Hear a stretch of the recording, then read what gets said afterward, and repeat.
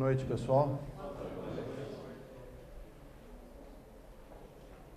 Para os irmãos assembleanos, a paz do Senhor.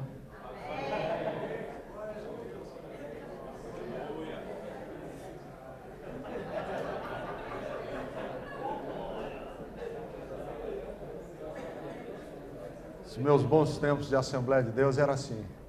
Aos nossos amigos convidados, uma boa noite de salvação. Aos irmãos em Cristo, a paz do Senhor.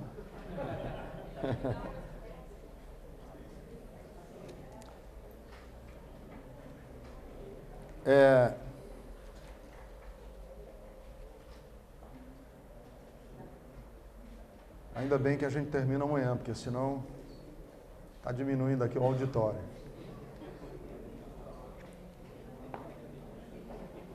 O Vanderlei está dando graças a Deus que termina amanhã, porque senão... Eu quero falar hoje sobre Deus. E falar sobre Deus, eu quero fazer um monte de ressalvas antes. Eu concordo em gênero, número e grau, ipsis literis, com a afirmação do Paul Tillich, de que Deus está para além de Deus. O que é que significa esta frase? Deus está para além de Deus. É que Deus não cabe em nenhuma conceituação. Todas as conceituações que fizermos a respeito de Deus, elas são idólatras. Sempre que nós pensarmos que temos uma imagem ou uma conceituação ou uma definição de Deus, nós não temos Deus, nós temos um ídolo. Porque Deus está sempre além da nossa compreensão humana. Os gregos sabiamente intuíram isso, com alguns, inclusive, mitos. A mitologia grega concebia-se que um mortal não pode chegar à imortalidade. O finito não alcança a infinitude. Não há como. Né? O próprio mito de Ícaro é uma abordagem desse sentido. Eu não consigo chegar, porque ao chegar na infinitude, eu tenho que necessariamente me tornar infinito. E eu, para me tornar infinito, isso é impossível. Porque eu, por definição, já sou finito porque sou mortal, sou criado. A infinitude é algo que está para além da capacidade humana. Então, a percepção do divino, a percepção de Deus, ela é sempre muito provisória. A nossa linguagem sobre Deus, ela é muito frágil, muito frágil. Tudo que falarmos a respeito de Deus precisa, inclusive, do recurso da metáfora, do recurso da poesia, porque nós não conseguiríamos jamais defini-lo.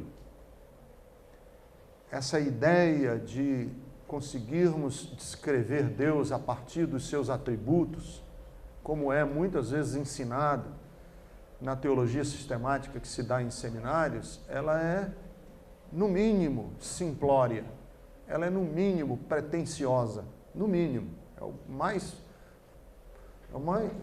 o menos que se pode dizer, é o mais condescendente que se pode dizer dessa teologia. Deus está para além de Deus. Quer dizer, sempre que nós falamos de Deus, não podemos ser categóricos. Ninguém pode ser categórico. Ninguém pode falar com certezas absolutas. Ninguém. Nem eu. Então, eu dou essa ressalva porque nós vamos apenas tangenciar, vamos apenas vislumbrar algumas coisas a respeito da divindade e com o objetivo não de falarmos a respeito da divindade no sentido de explicarmos, explicitarmos, definirmos, resolver enigmas, mistérios, desvendar paradoxos. Isso é uma pretensão que nós nunca vamos chegar sequer a molhar o calcanhar nessa água. Né? A visão lá do profeta é um universo a descobrir. Deus é eterno e nós somos mortais. Deus é infinito e nós somos limitados. Então nós não temos como abordar essas questões com certezas absolutas. Eu digo isso porque quando a gente fala de Deus, e geralmente nascem na cabeça das pessoas a ideia de defender Deus. Não é? Os defensores do Senhor, da glória de Deus. Eu preciso defender, esse homem não pode fazer isso com Deus. Eu não tenho essa pretensão. Alguém já me acusou aí, nessas minhas questões, de que o Ricardo Gondim está procurando redefinir Deus. Eu digo, isso é uma estupidez, seria uma estupidez da minha parte. Seria uma estupidez da minha parte. O Ricardo Gondim está querendo redefinir os atributos da divindade, eu não tenho essa pretensão, não sou arrogante a esse ponto. Eu me sinto como um menino, eu me sinto como aquele menino que segura o balão, as bolas que estão cheias de gás, né, de hélio, no parque de diversão. Ele segura os balões, as bexigas lá no céu, está seguro pela mão dele, mas ele não entende absolutamente nada. Ele é uma criança de 7, 8 anos de idade, sobre por que o balão flutua, por que o gás hélio é mais leve do que a atmosfera. Ele não entende nada, ele só segura no balão. Eu meramente seguro no balão. E para mim muito é mistério.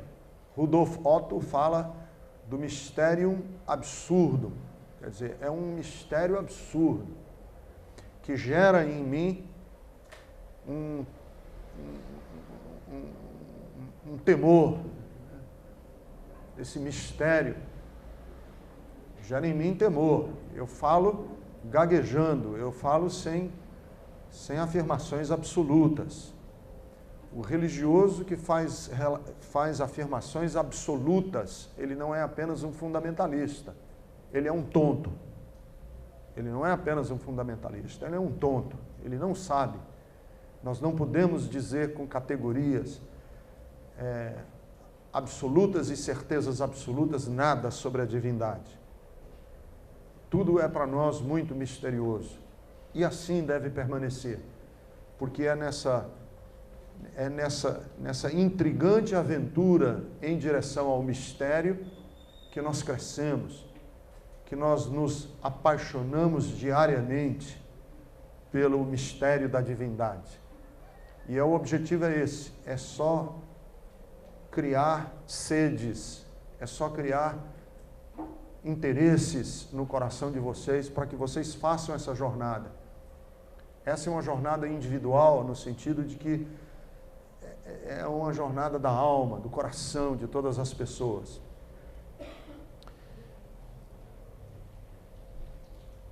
Eu quero falar um pouco começar a falar um pouco sobre a diferença, e de novo, esse livro, que é a base do que eu tenho e quero trabalhar com vocês aqui, o Direto ao Ponto, é numa linguagem, como eu disse, mais acessível que eu pude para falar desses assuntos, sem uma linguagem acadêmica, teórica, hermética, mas numa linguagem mais acessível para que as pessoas da minha comunidade saibam pelo menos o que eu estou querendo falar, o que eu estou querendo dizer.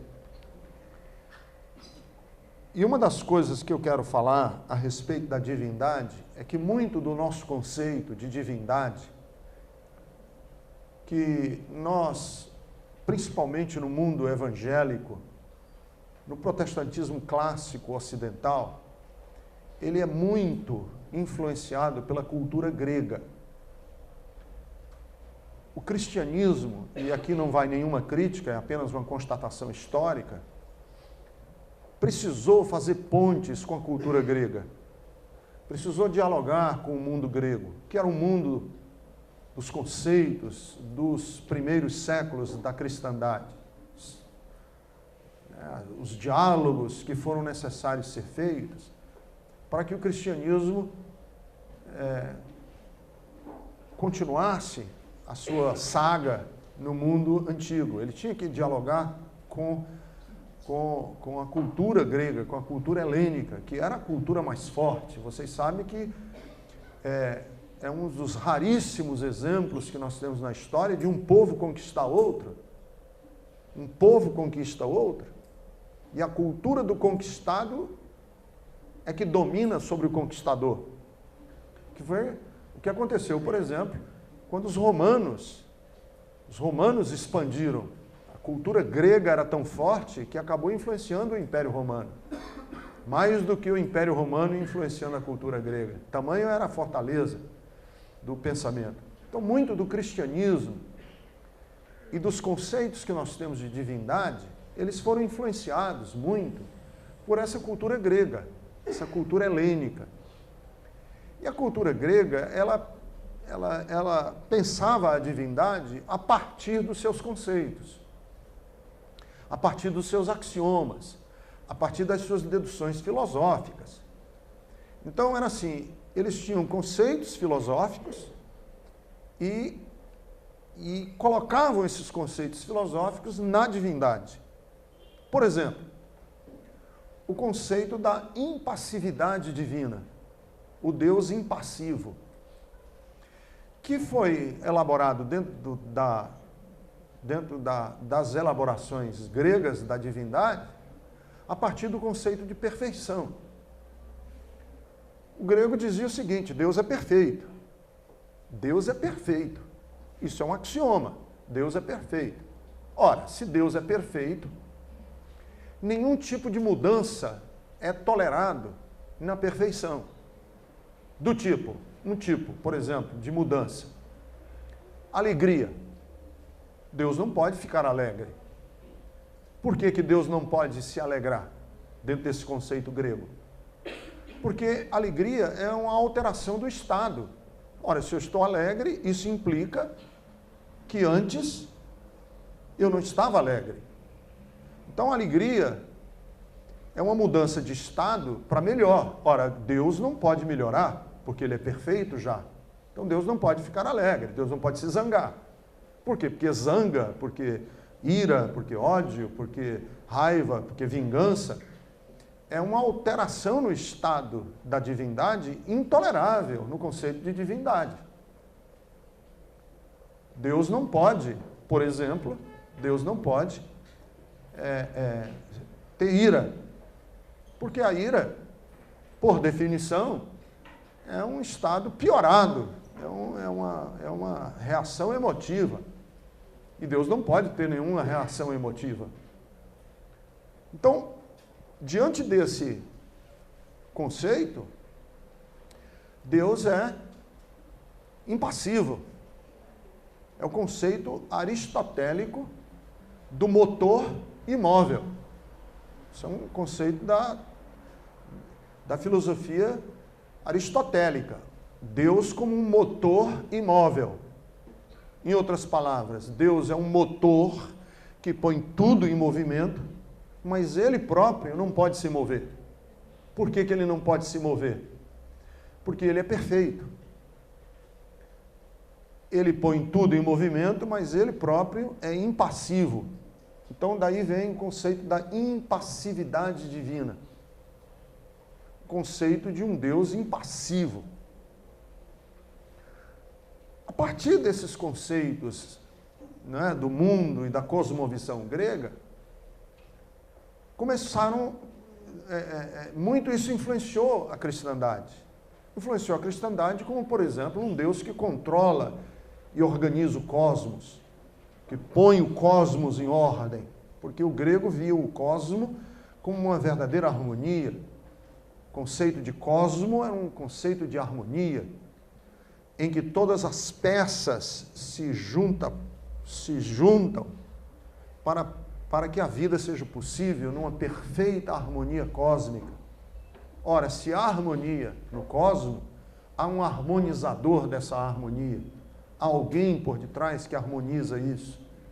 Um Deus que microgerencia todas as ações e todos os atos e que costura e faz os alinhavos necessários da história. Esse conceito de divindade vaza para dentro do cristianismo.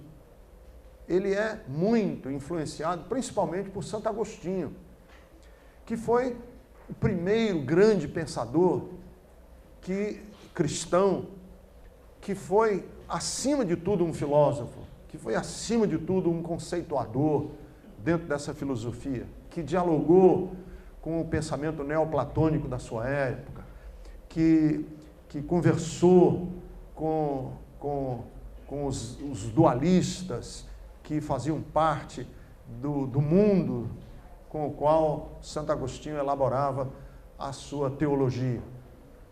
Santo Agostinho foi, dizem, né, que depois do apóstolo Paulo foi o primeiro e o principal grande pensador da cristandade. Alguém chega ao cúmulo de dizer que nós temos Paulo, Agostinho e o resto é nota de rodapé.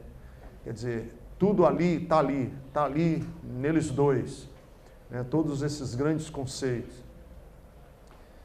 E a partir desse conceito de divindade, nós começamos com ideias que vão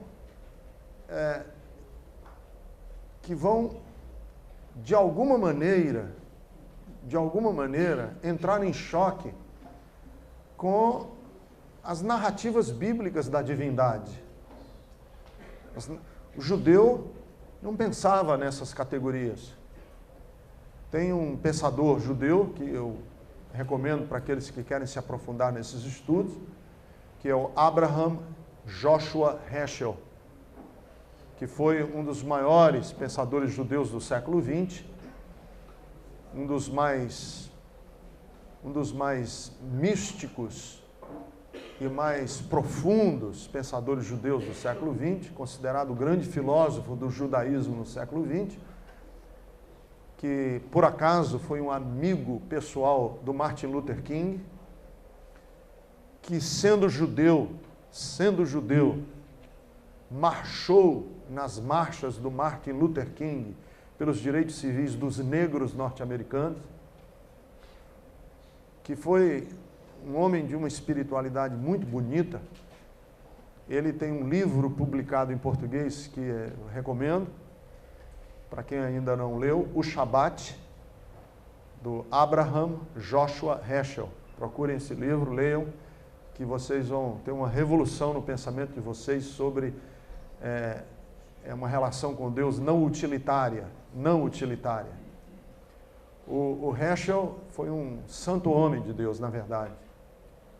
Eu, quando li a biografia do Heschel, a filha dele fez o prefácio, dizendo que ele tinha vivenciado aquilo que todo judeu almeja e deseja como caminho de vida. O Heschel morreu dormindo num dia de sábado, que para um judeu isso é muito significativo e emblemático. Dormiu no Senhor no dia de sábado. E o Heschel, ele trabalha exatamente o oposto. A tese de doutorado dele foi nos profetas. E a grande novidade da tese do doutorado do Heschel é dizendo o seguinte, que o pensamento judaico, o pensamento semítico, o pensamento onde se dá a escrita das escrituras, de onde surgem as escrituras, esse pensamento, de onde nasce a escritura, ele não tem muito a ver, ou não tem nada a ver, na verdade ele disse que não tem nada a ver com o conceito grego. Ele diz assim, num dos livros dele, ele diz assim, enquanto os filósofos gregos estavam discutindo na Grécia, no Areópago, nos grandes centros de debate filosófico, enquanto eles estavam discutindo, por exemplo, o vácuo, que foi um debate, né? O átomo. Os filósofos gregos discutiam o átomo, discutiam o vácuo, discutiam as propostas, né, de Platão, mundo platônico, mundo das ideias. Os profetas judeus estavam discutindo o direito das viúvas e dos pobres. Qual é a diferença entre um filósofo e um profeta? É que um, enquanto divagava no mundo das ideias, e o outro estava discutindo a justiça que se devia fazer com o pobre e com a viúva. Quer dizer, a tradição profética de Israel não é do debate das ideias, é o debate da vida. É botar o pé no chão.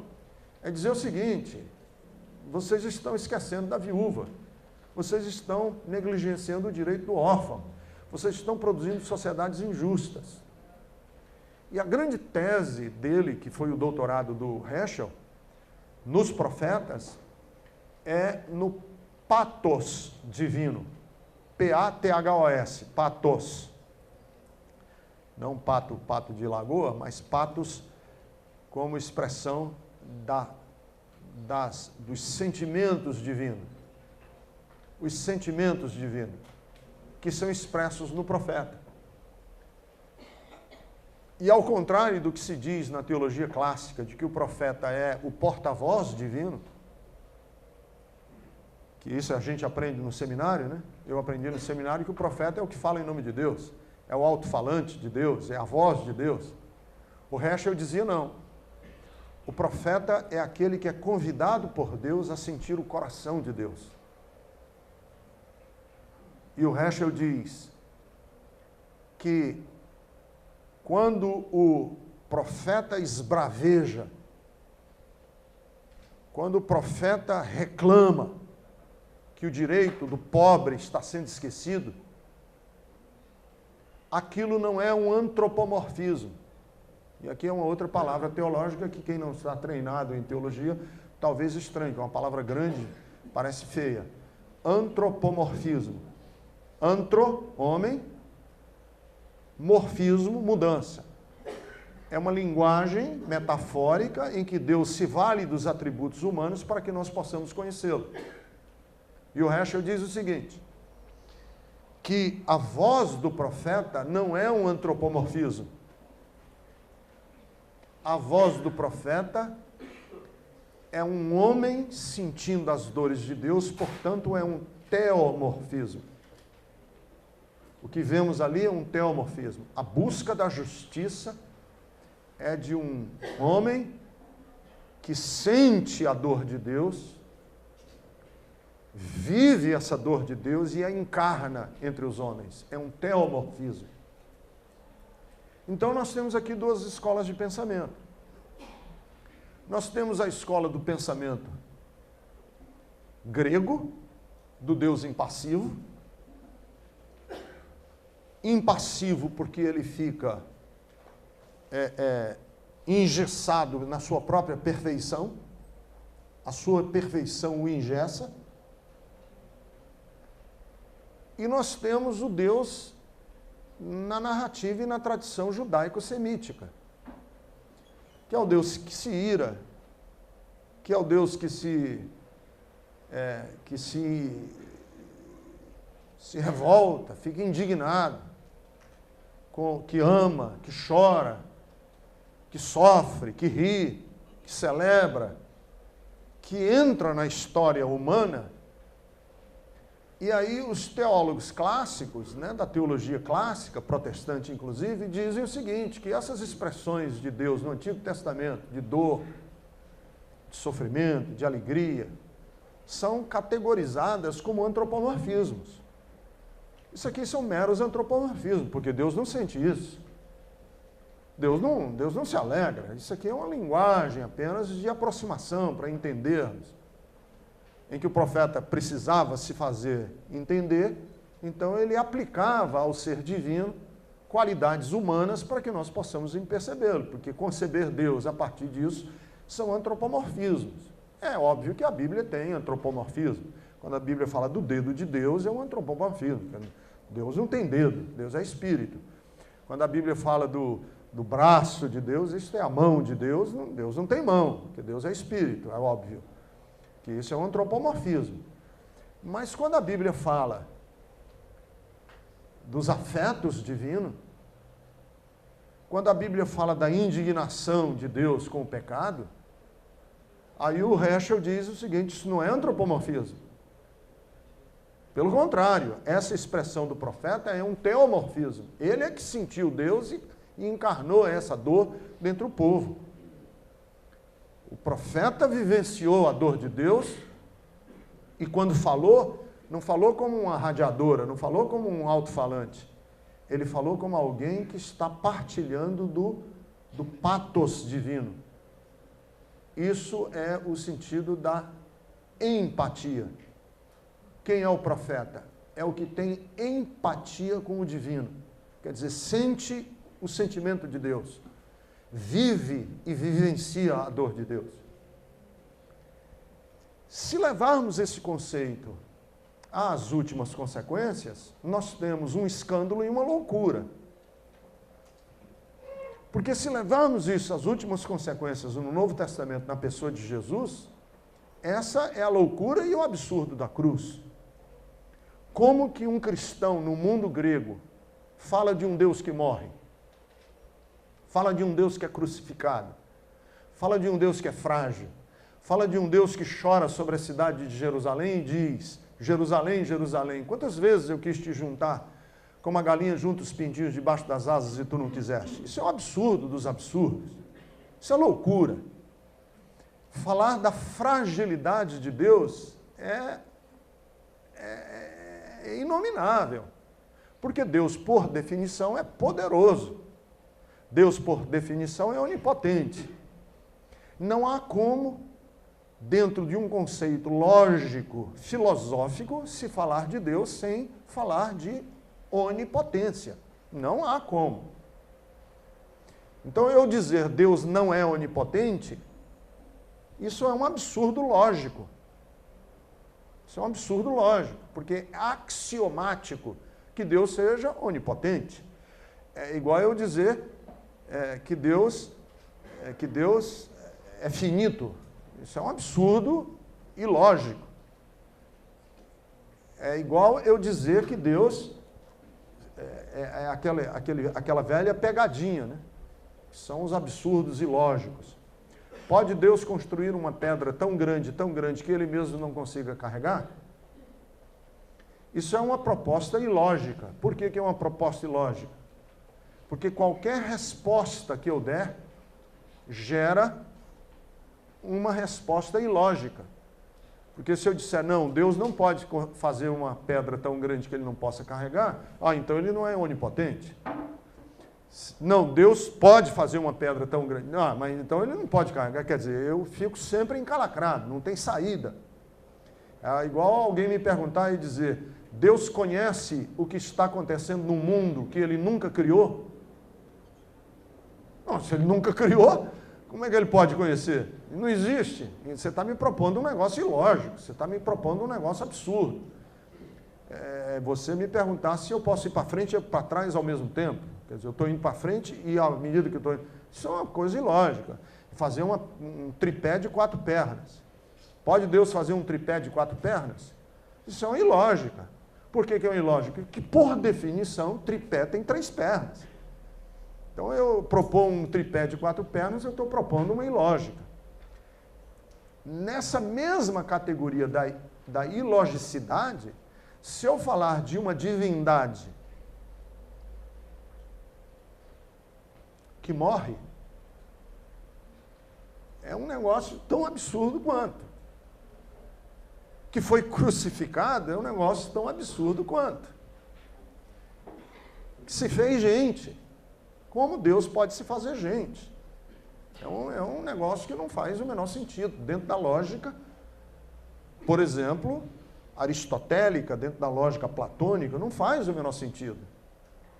Então a gente começa a intuir um pouco porque que Paulo muitas vezes disse, a nossa pregação é loucura. Porque no mundo em que povoavam-se os deuses povoavam esse mundo no imaginário como onipotentes, como oniscientes, como títeres que controlavam as coisas do universo, chega o cristão dizendo, olha, a nossa oração é que seja feita aqui na terra o que é feito no céu. Em outras palavras, o que acontece na terra não reflete a vontade do céu. O que está acontecendo aqui não é da vontade do céu. Por isso é que a gente ora, seja feito aqui na terra o que é feito lá no céu. Porque aqui não reflete a realidade do céu. Nós estamos esperando que haja de alguma maneira, uma confluência entre o que acontece aqui na terra e o que acontece no céu. Então, eu recomendo também que vocês se inteirem com o pensamento de José Comblan, que é um pensador católico de primeira linha, que deve ser lido por todo cristão evangélico, inclusive Vocação para a Liberdade, que ele considera o seu melhor livro, a sua obra-prima. Pensadores nessa categoria que falam, por exemplo, dessa ideia, né, de que um Deus que encarna é uma contradição no mundo grego. Por quê? Porque o cristianismo, a cristandade, ao longo desses últimos 2000 anos, fez uma opção de apresentar e de dialogar com o mundo a partir do poder de Deus. E o Comblan diz o seguinte, que essa proposta de apresentar o Deus como poderoso, num primeiro instante, ela parece ser empolgante, porque a proposta da grande maioria das igrejas é o seguinte, todos os deuses são poderosos, mas eu vou te apresentar o que é realmente poderoso, o mais poderoso dos poderosos, que é o Senhor, é Javé, é o Todo-Poderoso, é o Pai de Jesus. Esse aqui é o cara que vocês têm que abraçar e que vocês têm que acreditar, porque ele é que é o Todo-Poderoso, os outros são tudo falsos. E o José Comblan diz o seguinte, que essa proposta, ela pode parecer num primeiro instante como sendo o grande mote da nossa pregação, mas ela primeiro não tem sintonia com o Novo Testamento, porque no Novo Testamento o que se apresenta no cristianismo é o Deus que abriu mão por causa da encarnação, por causa da kenosis, do esvaziamento, abre mão dessa onipotência para conviver com os homens, que é Jesus. E aí você entra numa outra dimensão de diálogo, que é o seguinte, acreditar num Deus todo-poderoso, no mundo grego, não tem novidade nenhuma. Essa pregação não é nova. Se eu andasse pelo mundo grego dizendo assim, olha, eu quero apresentar para vocês o Todo-Poderoso, o grego ia dizer, tudo bem, não tem problema nenhum, porque por definição todo Deus é todo-poderoso. O que causou comoção no mundo antigo é que eles chegaram dizendo, nós vamos apresentar para vocês um Deus que é fraco. Um Deus que é fraco, que é amigo do pobre, que sofreu as contingências da vida, que foi assassinado. Eu vou apresentar para vocês o Deus que é assassinado. E isso aí foi um absurdo dos absurdos. Você andar pelo mundo antigo dizendo que o Deus que nós servimos está no rosto do pobre, está no rosto do encarcerado, está no rosto do nu. Eu estava nu e você foi me visitar. Você me deu de vestir, eu estava preso e você foi me visitar. Eu estava com fome e você me deu de comer. Esse Deus no rosto do desvalido. Esse Deus que abre mão das categorias de poder e ousa vencer o mundo com uma outra força, que é a força do amor.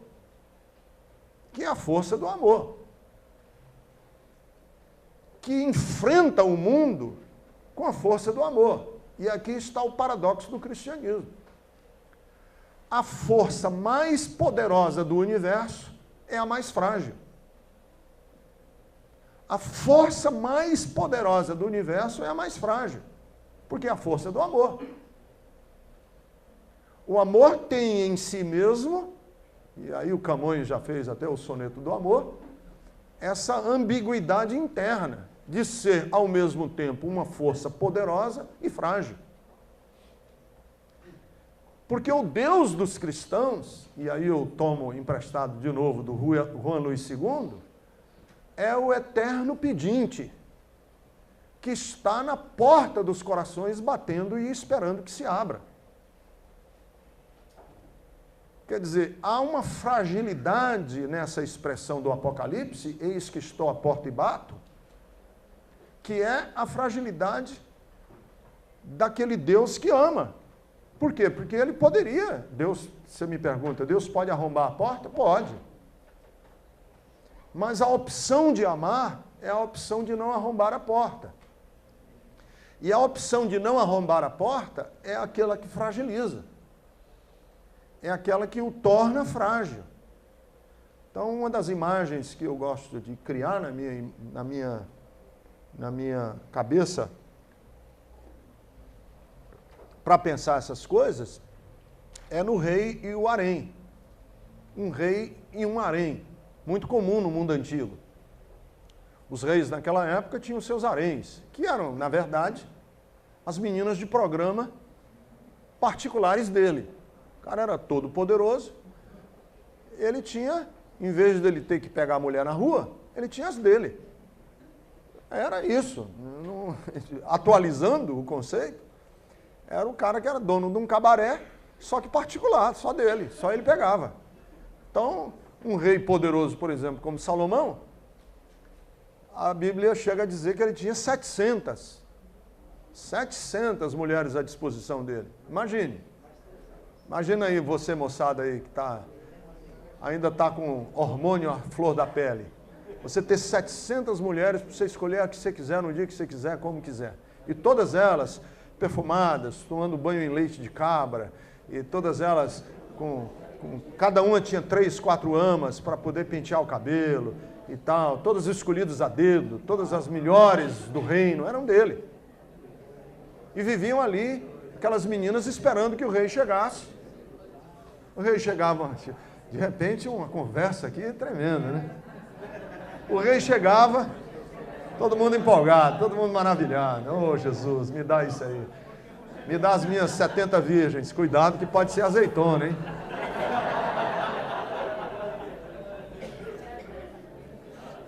O rei chegava, olhava para um e dizia, você, hoje é você. E ela tinha que ir. Passava uma noite com ele, de delícias, de sexo. Se ele quisesse repetir, repetia. Se não quisesse, trocava. Não, se ele quisesse ela de novo, amanhã podia. Se ele não quisesse, ele trocava, eu quero outra. Mas um dia ele entrou no harém e ele viu uma que ele se apaixonou por ela, que ele a amou. Nesse dia, ele não pode mais dizer você. Porque ela até vai, mas ele não quer nessa categoria. Ele quer numa outra categoria. A categoria agora é diferente. Agora, esse rei todo-poderoso é escravo da vontade dela.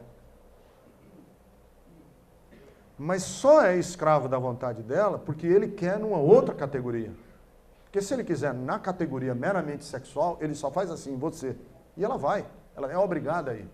Mas a partir do dia que ele se apaixonou, ele tem que querer numa outra categoria. E aí, toda a relação se dá em que ele agora é frágil, ele não tem como fazer. Ele está à mercê dela. Eis que estou à porta e bato. À mercê. Se abrir, aí eu entro. Essa relação da divindade com o ser humano é o absurdo dos absurdos, que é a parábola do filho pródigo. Parábola do filho pródigo. O que é a parábola do filho pródigo? A parábola do filho pródigo é uma associação de 3 parábolas em que Jesus está falando da alegria do céu, da alegria daqueles que são perdidos e são achados, E ele conta propositalmente 3 parábolas. Ele conta a parábola primeiro, quer dizer, ele conta, ou estão registrados, né, nessa ordem, propositalmente, eu acredito, porque a primeira parábola é das 100 ovelhas. Certo pastor tinha 100 ovelhas e uma se perdeu. Quer dizer, uma relação de 100 para 1. Deixa as 99 no aprisco e vai buscar aquela ovelha perdida. A segunda parábola é de uma mulher que perde uma moeda dentro de casa. E ela revira os móveis e ela varre a casa em busca dessa moeda. A relação é de 10 para 1. Se um lá é 1%, agora é 10%. Um pai tem 2 filhos. Um vai embora de casa. Nas 3 parábolas, as 3 parábolas são contadas com o objetivo de falar da alegria do céu. Houve grande alegria do céu por aquele que se arrependeu. Esse é o grande objetivo. Mas é interessante notarmos que nas 2 primeiras parábolas, o pastor saiu em busca da ovelha. Porque a ovelha é um animal irracional. A mulher varreu a casa, porque a moeda é um ser inanimado, é uma coisa. Um ser inanimado, é uma coisa. Mas o pai do filho pródigo só tem um recurso. Um recurso. Esperar que o filho caia em si. Porque o filho vai embora de casa, sob o pretexto de eu não quero mais morar aqui. E o amor tem que deixar a gaiola com a porta aberta. Tem que deixar. Toda relação amorosa, toda relação genuína, tem que ter a possibilidade de eu dizer eu vou embora. Por isso é que eu digo, toda relação, marido e mulher, amigo, amiga, sócio, toda relação 1 a 1, tem sempre, na melhor das hipóteses, 50% de dar errado. Concorda comigo? Toda relação tem 50% de dar errado. Já começa com 50% de dar errado. Por quê? Porque por mais que você faça, você depende do outro. Do outro dizer eu não quero, vou embora. Por mais que você faça. O outro tem que sempre ter essa condição de dizer eu não quero. E se ele disser eu não quero, a última coisa que pode entrar nessa relação é força, é poder. Numa relação genuína, é a última coisa que pode entrar. O que o pai dependia é que o filho lembrasse do seu caráter, da sua ternura, e que aquele testemunho que ficou no coração do filho, de justiça e de ternura, fosse suficiente para, um dia, ele cair em si e dizer, eu quero voltar. Mas ele é refém. O que ele tem para fazer? Botar uma cadeira de balanço no alpendre e ficar olhando para o horizonte, esperando que um dia possa acontecer isso. Daí nós entendermos o júbilo do Pai, que é interessante isso, que na Bíblia diz sempre nas relações de Deus com a humanidade, que tudo tem uma hora determinada, né? O Eclesiastes diz isso, há tempo para todas as coisas. Tudo tem uma hora determinada, tudo tem uma hora determinada. Mas quando o filho aparece no horizonte, a Bíblia diz que ele correu na sua direção. E o imaginário é muito lindo. É uma das raríssimas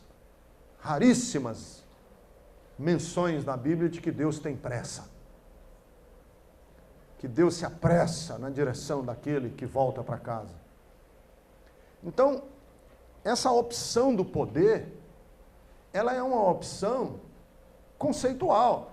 Ela é uma opção que muitas vezes nós fazemos nas nossas elaborações teológicas, que primeiro fogem do conceito da narrativa bíblica, de Jesus, daquilo que Jesus veio mostrar a respeito do Pai. Quando em Mateus capítulo 11, tem aquele clássico texto que todo crente evangélico já usou pelo menos uma vez na vida, vinde a mim todos vocês que estão cansados e oprimidos, e eu vos aliviarei, aprendei de mim, que sou manso e humilde de coração, e encontrareis descanso para as suas almas. É interessante como a gente não faz essa conexão, quando Jesus disse, eu sou manso e humilde de coração, com a divindade.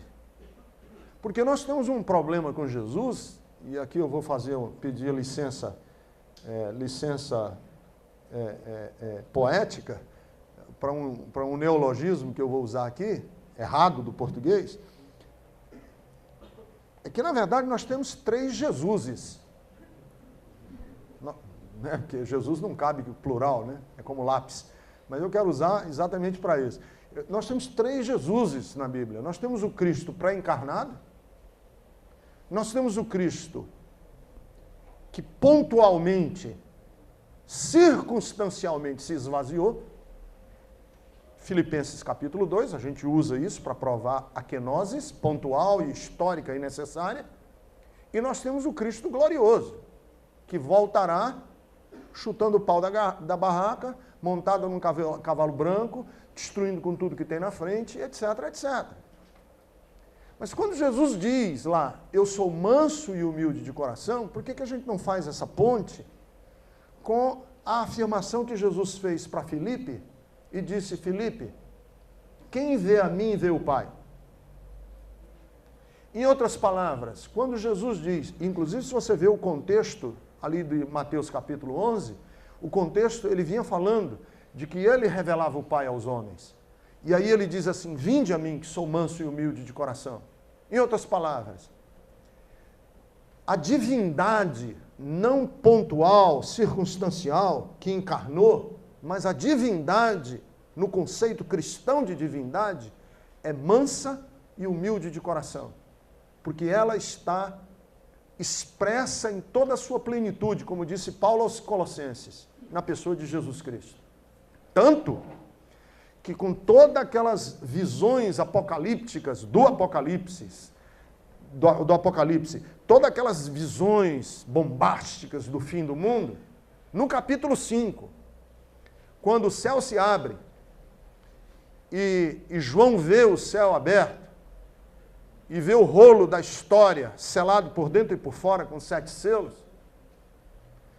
e há aquela questão de quem é digno de abrir, e o coro celestial diz, é o leão da tribo de Judá, que é digno de abrir o rolo do livro. O texto diz que quando o céu se abriu, que João viu quem era o leão da tribo de Judá, o texto é fantástico. Eu o vi como um cordeiro que estava morto. Isso no céu. João tendo a visão do céu. Eu o vi como um cordeiro que estava morto. Então, a opção cristã do Novo Testamento não é a opção do Deus Todo-Poderoso. Porque essa visão do Deus Todo-Poderoso no mundo grego não era novidade nenhuma. Não era novidade nenhuma. A opção do Novo Testamento, na pregação do Novo Testamento, é a fraqueza de Deus, que é mais poderosa do que a fortaleza dos homens. Porque Cristo vence na cruz do Calvário, não indo com um poder superior ao poder que foi expresso pela cúria sacerdotal de Jerusalém e nem pelo Império Romano. Jesus, que a gente tem a ideia assim, venha com força X, que eu vou com você com força X elevada ao infinito. Não tente enfrentar Deus, porque se você for com força X para Deus, Deus te rechaça com força X elevada ao infinito, porque Deus é infinito no seu poder. Porque aí é uma baba. Um Deus assim é uma baba. Deus é Deus, ele esmaga quem estiver na frente dele. A grandeza do Evangelho é que, tendo esse poder nas suas mãos de esmagar quem ele quisesse na frente dele, ele esmaga com a outra força, que é a força do amor, da ternura, da bondade.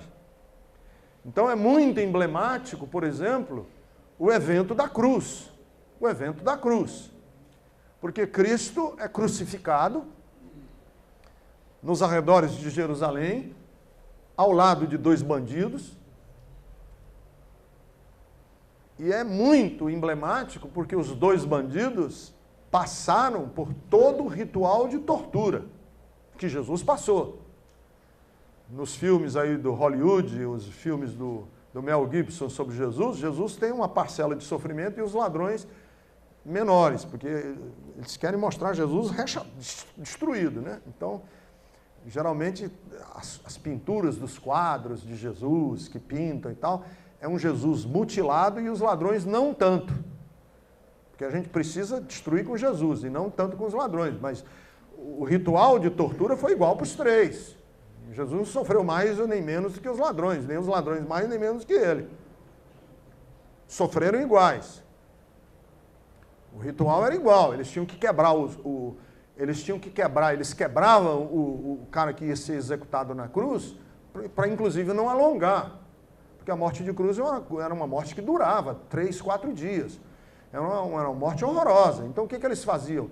Eles primeiro quebravam o cara, davam as 39 chicotadas nas costas do cara, para ele arrebentar as costas e ele não ter onde se apoiar no madeiro, porque não se apoiando no madeiro apressava o tempo de morte, e quando esse tempo de morte se alongava, eles quebravam a perna para ainda apressar ainda mais, porque era muito ruim, o cara ficava lá 3, 4 dias.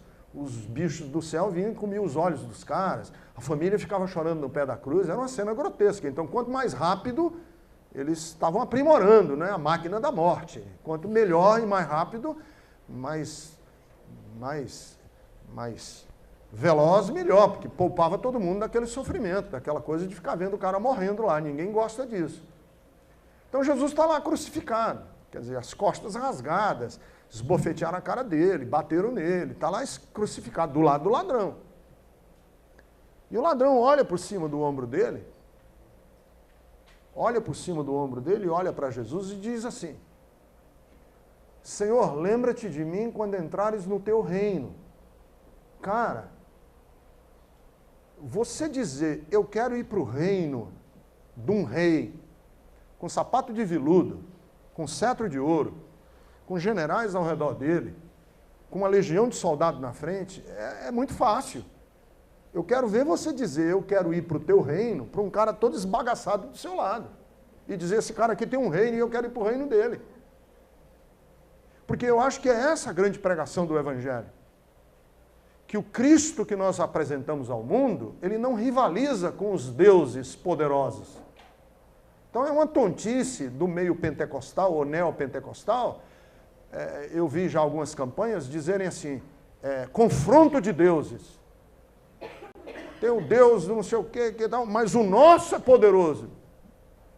Isso é uma tontice, porque a apresentação do Deus no Novo Testamento é o Deus que se fragilizou em nome do amor, que ama, que abre espaço para o outro. E eu gosto muito do pensamento de uma filósofa francesa chamada Simone Weil. E eu gosto da Simone Weil por vários motivos. Primeiro, porque ela foi uma mulher absolutamente coerente entre aquilo que ela pregava e aquilo que ela vivia. Ela era judia durante a Segunda Guerra Mundial. Aos 17 anos, ela já era doutora em filosofia e professora da Escola de Filosofia de Paris, aos 17 anos de idade. Uma mente brilhante, uma das maiores pensadoras do século XX, Simone Weil. A Simone Weil, durante a Segunda Guerra Mundial, sendo ela judia e tomando conhecimento dos horrores que os judeus passavam nos campos de concentração, ela abriu mão de dar aula na universidade e foi trabalhar na linha de montagem da Renault, a fábrica Renault de automóveis. E durante o período que ela trabalhava, ela comia exatamente a mesma ração que comiam os presos dos campos de concentração em solidariedade a eles. Porque ela dizia, eu sou com o meu povo e eu tenho que viver aquilo que meu povo vive. A Simone Weil se converteu ao cristianismo através do testemunho de um padre. E isso eu achei tão lindo nela. Ela falou, para preservar o meu direito de dialogar com a academia ateia, eu não vou me batizar nas águas. Como uma opção de nunca perder a interlocução dela com o mundo acadêmico. Ela dizia, eu tenho que conversar com os meus amigos, eu tenho que ter interlocução com a academia que é secularizada e ateia de Paris. E ela morreu tuberculosa, na flor da idade, porque pagou o preço de viver e de encarnar aquilo que ela acreditava e que ela vivia. A Simone Weil diz o seguinte, e ela fala assim, que Deus, sozinho, isso aqui estou com medo de escandalizar vocês, Deus sozinho é mais Deus do que Deus e nós. Deus sozinho é mais Deus do que Deus e nós. Por quê? Porque Deus é autossuficiente, Ele não precisa de nada. Quando Deus nos criou problema para si. Criou problema para si. Um Deus que não precisa de nada, Ele não precisava de nada. Deus não precisa de absolutamente nada, porque Ele é autossuficiente. Deus criou problema. Deus criou necessidades que Ele não tem. Por que necessidade? Porque no dia que eu amo o outro passa a ser necessário para mim. Não porque eu precise, mas por causa do amor. Quer dizer, aí nós entendemos algumas expressões da Bíblia. Deus amou de tal maneira que deu seu Filho. Porque Deus não tem necessidade de nada. E aí ela fala uma coisa também que eu acho muito linda, que é esse conceito mais amplo e não apenas pontual, não apenas circunstancial, da kenosis. Mas da kenosis como um conceito de relação da divindade com os seres humanos. A kenosis. Porque no instante que Deus cria, e Deus, por definição, só pode criar a imperfeição,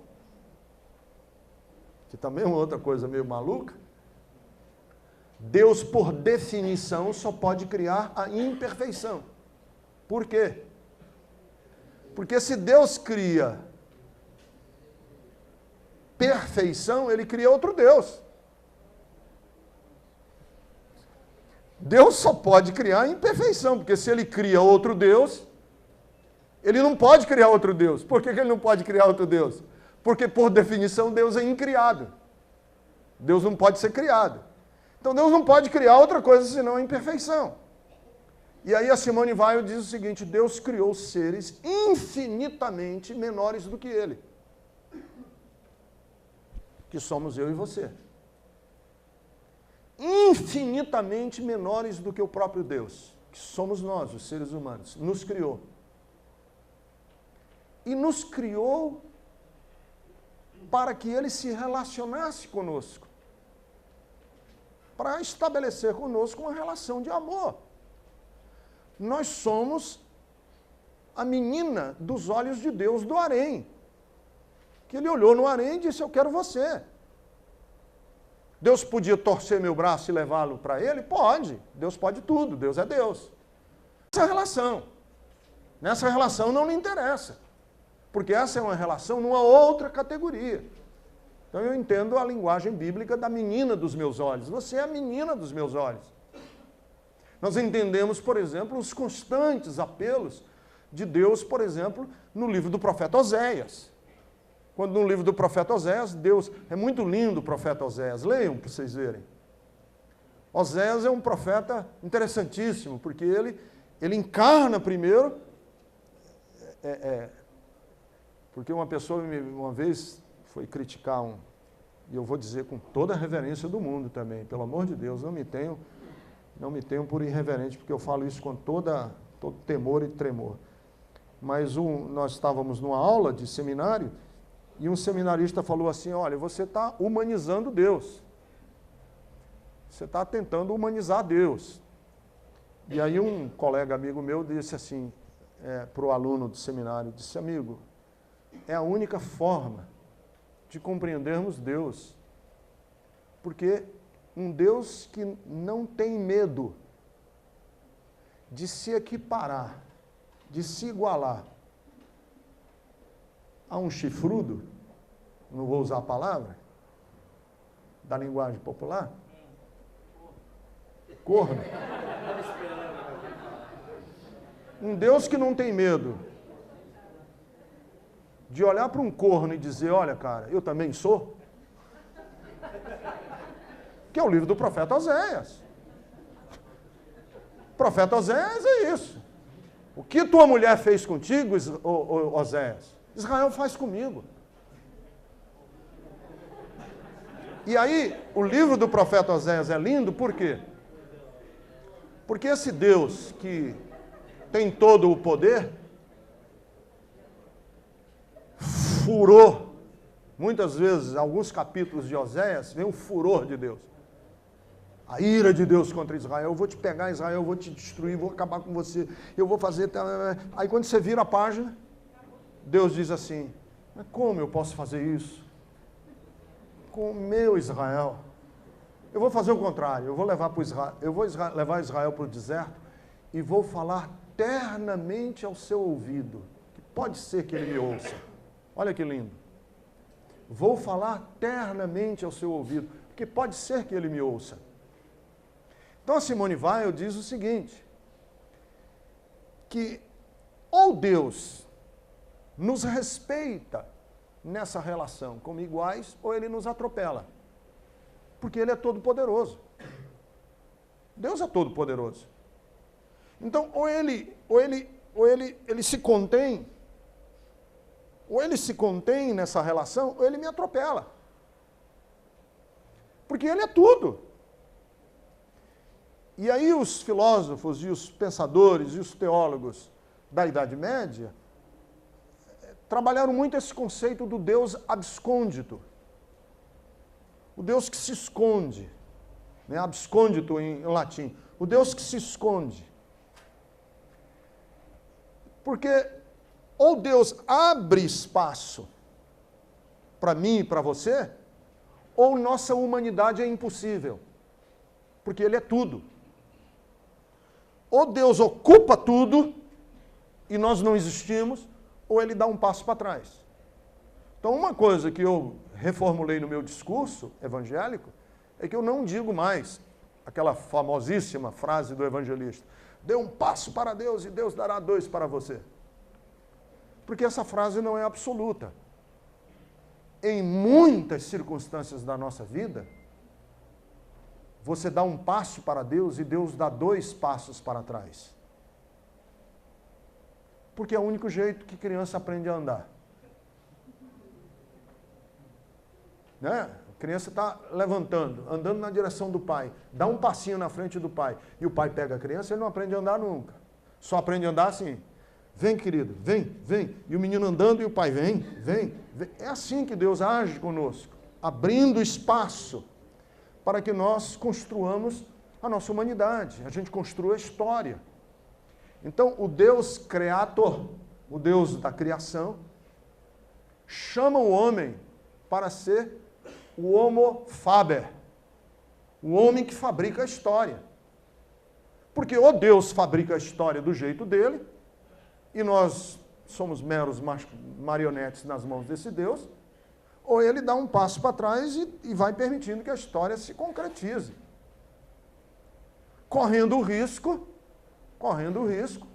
de ser profundamente ferido, ser profundamente magoado, ser profundamente decepcionado, como foi na história de Israel inúmeras vezes. Que a história não deu certo. Cá entre nós evangélicos fundamentalistas, temos a ideia de dizer que a Bíblia caminha, não é, numa linha progressiva, cumulativa. A história não deu certo. Israel rachou numa guerra civil estúpida, boba, por causa de impostos. Israel do Norte e Israel do Sul. O reino de Judá e o reino de Israel. E que nunca mais voltou a ser uma nação unida. Nunca mais, porque depois teve o exílio, o reino do Norte foi destruído pela Síria, houve o exílio, as tribos foram dispersas e nunca mais Israel voltou a ser um Israel unido, como estava unido debaixo do reino de Davi. Não deu certo. Como não deu certo, não deram certo os vários projetos. E o que é a história da Bíblia? Não é um Deus conduzindo a história, é um Deus fiel e lealmente caminhando com o amado que lhe fere, com o amado que lhe magoa, com o amado que lhe espezinha. E essa é a grande lição que o Evangelho traz, que Deus é um Deus amorosamente persistente e teimosamente fiel e leal no seu amor para com Israel, para com os seus filhos. Quando somos infiéis, ele permanece fiel. Por amor de Davi, eu não vou abrir mão. Quer dizer, um Deus que caminha na história. Mas caminha como? Interpelando homens, interpelando o profeta, para dizer, a história está descarrilando, a história está saindo do rumo. Vai lá, diz lá que não é assim. Esse Deus que... E aí é um novo conceito de soberania, não que pilota a história, conceito de soberania como um piloto. E eu peguei isso do Miguel Bonino. Ele diz, o soberania num conceito de juiz. Eu entendo soberania não um Deus como o Deus que pilota, mas entendo soberania como um Deus que se porta como juiz da história, dizendo, isso está errado, isso é pecado. O que vocês estão fazendo é errado, mortes são desnecessárias. Tem gente morrendo desnecessariamente em Israel. Não é para ser assim. Então, essa interpelação do divino. Então, eu vejo muito nas igrejas evangélicas, às vezes músicas, e eu fico ouvindo as músicas e fico dizendo, puxa vida, como o mundo religioso faz opção pelo poder. Porque tem algumas músicas que falam assim, poderoso. Aí eu fico pensando, cabia aí na métrica dessa música exatamente amoroso. Mas ninguém opta pelo amoroso. Nós optamos pelo poderoso. Como se poderoso fosse o máximo da nossa pregação. E aí eu volto a insistir. Pregar um Deus poderoso, cara, é chover no molhado. Isso é axioma filosófico, nem precisa. Lindo é você pregar que o andarilho, que andou descalço andou de sandálias pelas ruas poeirentas da Palestina, era Deus. Isso aqui é a novidade do cristianismo. Que abraçou prostitutas, que acolheu crianças, que viveu fazendo bem, que cuspiram na cara dele, e dizer o seguinte, este é o nosso Deus. E você quer segui-lo? Aí sim precisa de fé, para dizer, eu quero ir para o reino desse homem.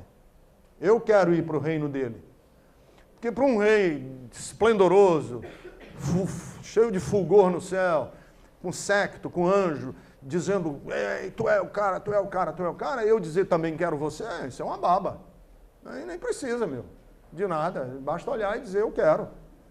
Eu quero ver você dizer para ele, eu quero ir para o teu reino, desfigurado, machucado, ferido, homem de dores, de quem os homens viram o rosto.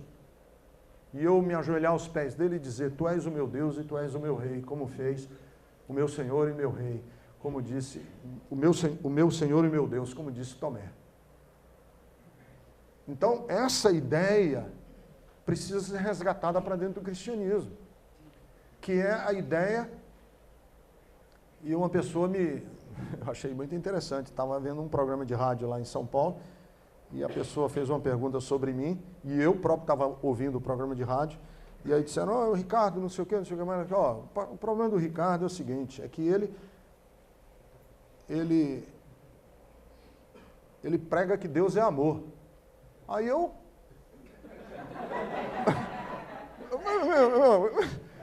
falei, agora quem não entendeu fui eu. Esse é o problema? Não entendi. Não, porque ele enfatiza que Deus... E eu fiquei perdido na história. Porque aí eu estou fazendo uma ironia, né? Porque eu entendo a lógica do cara. Porque o Ricardo despreza a ira de Deus, os atributos de Deus, como vingança, ira, e justiça, e exalta o amor de Deus. Não sou eu que exalto o amor de Deus, é a Bíblia. Porque a Bíblia diz, Deus é amor. 1 de João, capítulo 4. Deus é amor. Então, essa ideia que nós precisamos resgatar de um conceito de amor norteador da nossa espiritualidade. E levarmos esse conceito de amor, inclusive, diante das tragédias do mundo. Por que existem tragédias do mundo? Por causa desse Deus que dá o passo para trás. E eu gostei muito, quando eu li do Leonardo Boff,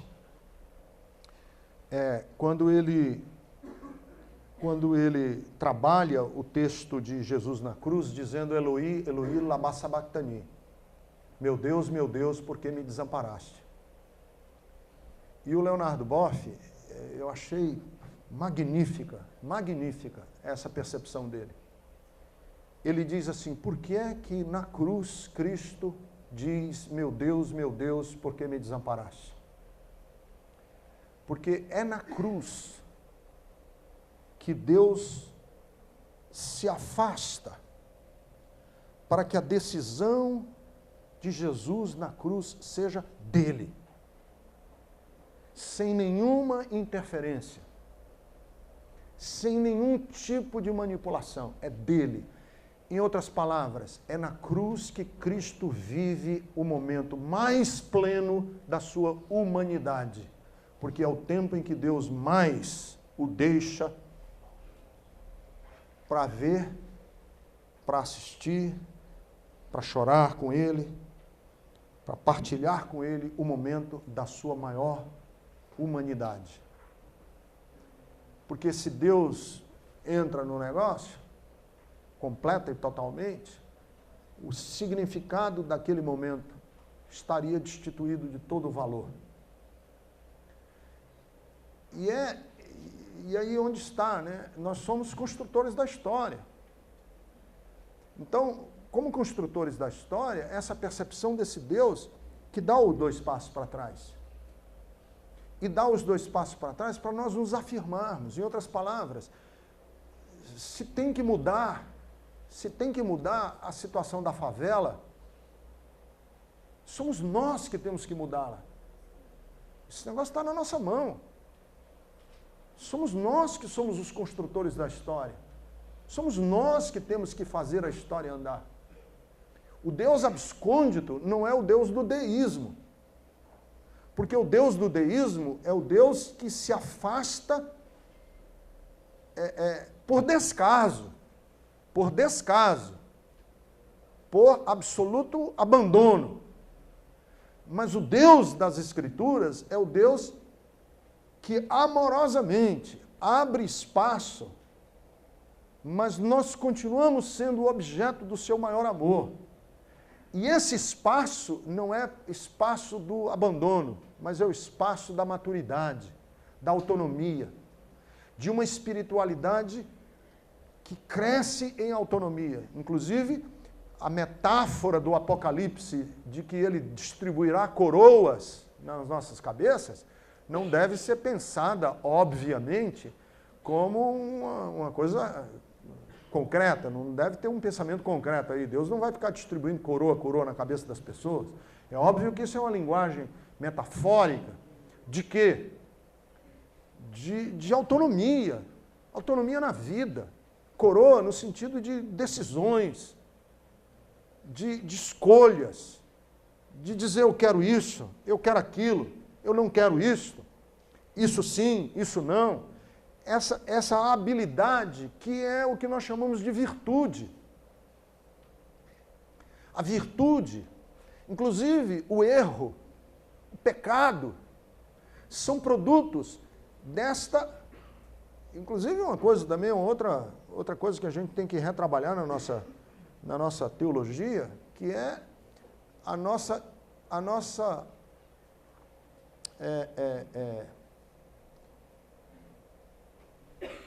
inflexão diante do pecado. Nós somos exageradamente rigorosos com o pecado, que Deus não é, e nem Jesus foi. Lembrem-se sempre que Jesus não foi rigoroso com pecador nenhum. Jesus não foi rigoroso com nenhum pecador. Jesus foi rigoroso com religioso. Chegou a dizer coisas absurdas, Jesus. Que hoje, se dissesse em alguma igreja evangélica, seria escorraçado lá de dentro. Do tipo, as prostitutas vão entrar no reino de Deus antes de vocês. Jesus disse isso. Jesus não foi rigoroso com o pecador. Por quê que Jesus não foi rigoroso com o pecador? Porque não existem processos pedagógicos sem erro. É parte da construção da nossa humanidade errar. É parte da nossa construção humana. Pisar na bola, fazer besteira. Esse Deus que dá o passo para eu errar, inclusive. É óbvio que eu não estou dizendo isso aqui como licença para você ser um bandido, 171. Ah, é? Não, de verdade, pastor? Posso? Inclusive é a ética de Kant, né? Pode. Pode. Kant diz isso. Kant diz, pode. É nessa liberdade de dizer, eu posso, e eu dizer para você, pode, e você dizer, mas eu não quero, que está a dignidade e a virtude. Porque se eu digo, não pode, porque senão você vai para o inferno, você não é ético. Você é um medroso. Você está com medo do inferno. Posso fazer? Não pode não, porque senão você perde o céu. Você não é ético, você é interesseiro, você está com vistas no céu. A grandeza é quando alguém diz assim, olha, cara, não tem nem... Se você pecar, Deus não vai te pegar. Se você errar, Deus não vai te pegar. Pelo contrário, Deus vai te amar, te dar a mão e dizer, vem cá, meu filho, levanta de novo. E você não usar isso inescrupulosamente e se tornar um bandido. Então, esse Deus que dá o passo, para deixar a gente andar. Porque eu sou o que sou hoje, não produto só das coisas que acertei. A minha vida hoje, eu, Ricardo, sou produto inclusive, das besteiras que já fiz na minha vida. Essas besteiras são constituição da minha história. Eu fiz um tempo de terapia, e uma vez eu estava com o meu terapeuta lá, numa época que eu estava quase ficando doido, e eu disse para ele assim, ele disse, uma vez ele perguntou para mim, disse, Ricardo, aí eu falei, não, é porque eu estou querendo me humanizar. Estou precisando me humanizar mais e tal. Aí ele disse, o que você entende por humanidade? Que é bem típico do terapeuta, né? E o que você entende por humanidade? Aí eu disse, humanidade, ser o mais humano. Ser mais humano é ser mais solidário, eu quero ser mais justo, eu quero estar mais feliz, eu preciso ser mais simpático, eu preciso ser mais tolerante. Aí ele falou, não, isso não é ser humano. Isso é ser santo. O cara quer ser humano é lidar com as minhas sombras e luzes e nem demonizar as minhas sombras e nem magnificar as minhas luzes, mas dialogar com elas. Saber que eu sou isso e que é nesse processo mesmo que a gente cresce, com sombras e luzes. Eu tenho coisas ruins dentro de mim, tenho coisas feias, mas também tenho coisas boas. Porque nós evangélicos, as nossas sombras são demonizadas. As nossas sombras são... O nosso pecado é um negócio que a gente não tolera. Porque tem fogo do céu, tem fogo do inferno, tem diabo no meio, tem castigo eterno, tem possibilidade de perder salvação, tem um monte de coisa embutida nesse negócio aí, que a gente vive numa corda bamba. E agora ainda tem uma tal de uma teologia da brecha. Né? Que acontece, pneu do seu carro furou, o cara, o pneu, eu ia lá para a noite lá da teológica, o pneu do carro furou, cheguei atrasado. Pois é, você deve ter dado brecha. Você vacilou.